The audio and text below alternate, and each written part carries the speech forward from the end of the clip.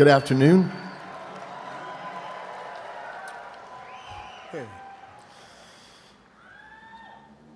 Bobby and I were born on the same day, exactly 30 years apart.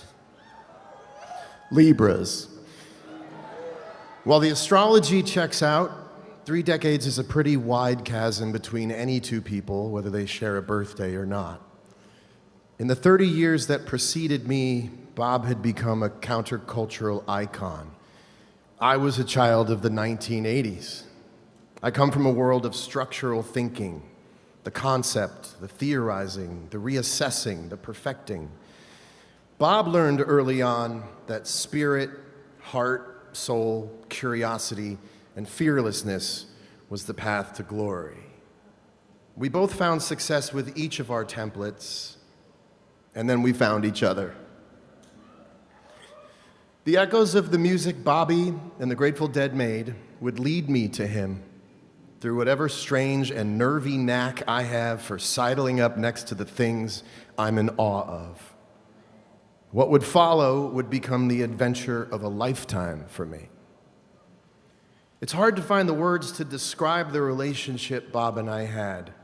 We never really went looking for them. We didn't need to. We stood side by side together in the music. That's where those 30 years would melt away, and that Libra balance would kick in, and we'd become comrades, sometimes brothers, even if only by one shared parent. We were unlikely partners, and that was part of our magic. Over the course of a decade, we came to trust each other. He taught me, among many other things, to trust in the moment, and I'd like to think I taught him a little bit to rely on a plan.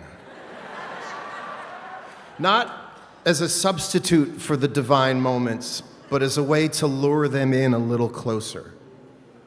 I guess maybe what I was really doing was showing him he could rely on me. Bob took a chance on me. He staked his entire reputation on my joining a band with him. He gave me musical community. He gave me this community.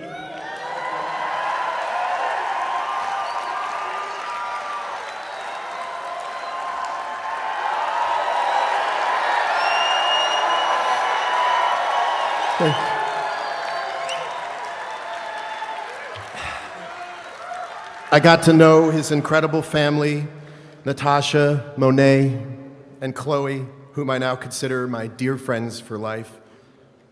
He lent me his songbook. He invited me into the worlds he'd constructed, and he taught me what the songs meant and what it meant to perform them. And in return, I gave him everything I had, night after night, year after year.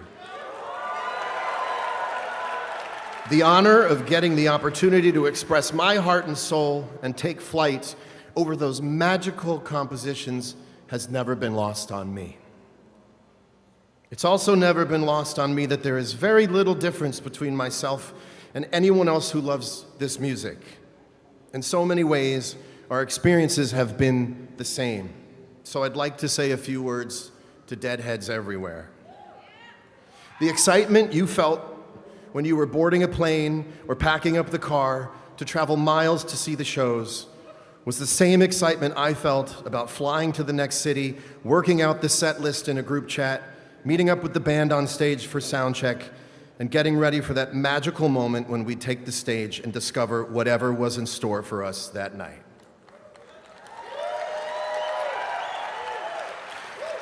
When tours would end, you would come home, dump out on your couch, and sleep for 2 days straight. I would do the same, and I could feel the connection we shared together. All of us tired and weary, our hearts so full of music and memories, waiting on the next bit of chatter that it could all happen again. When we played multiple nights in the same city, the afternoons in between felt as if we were suspended in a dream, waiting to become reanimated as soon as the first note of the next show would play. You might have gone to work, and your colleagues wouldn't understand why you were only half there. It's because the other half of you was still at the venue, ready to become whole again by the music. And I felt the same. The hours before the next show existed only to bring the next show closer to us all. And to the countless musicians who have shared a stage with Bobby, I share in this sadness with you. To have played behind him is to know how the songs go. We will forever share stories of what we learned from studying under a master, and we will go on to teach others how he saw this music, how to leave room to hang a note, how to embody the main character of each song, giving the music everything those characters require for their stories to come to life. And after all we'd shared together, something new has arisen. A sadness so hard to put into words and nowhere near being fully realized. We have only begun to make sense of what's gone missing. And in the end, Bobby was right again, because all we can do is hold on to this moment, and I don't have the faintest idea of a plan. I know right now it's easy to feel as if time is speeding up and taking so much from us all. But I would remind you, as I have tried to remind myself this past week, of just how many nights we all lived so fully in each second, hanging on to every word of Bobby's, following the music around twists and turns, through forests and over majestic vistas, taking in the magnificent interviews and wondering how we all got so lucky to have been found by this music and invited into this dream together.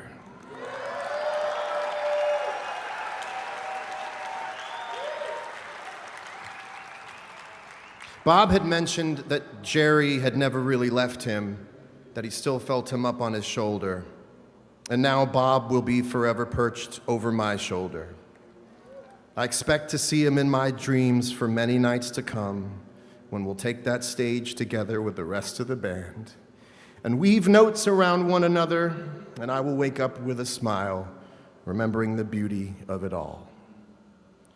There are a lot of Grateful Dead lyrics that give comfort at a time like this, but the line I find myself thinking about the most is from a Leon Russell song called A Song for You. And I'd like to think I can hear Bobby saying these words to us all this afternoon. But now I'm so much better, so if my words don't come together, listen to the melody, 'cause my love is in there hiding. And so we will all keep listening, together.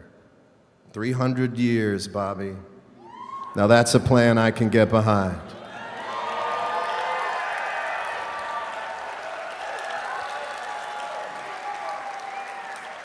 So here's something I know would make Bobby go, "Ugh."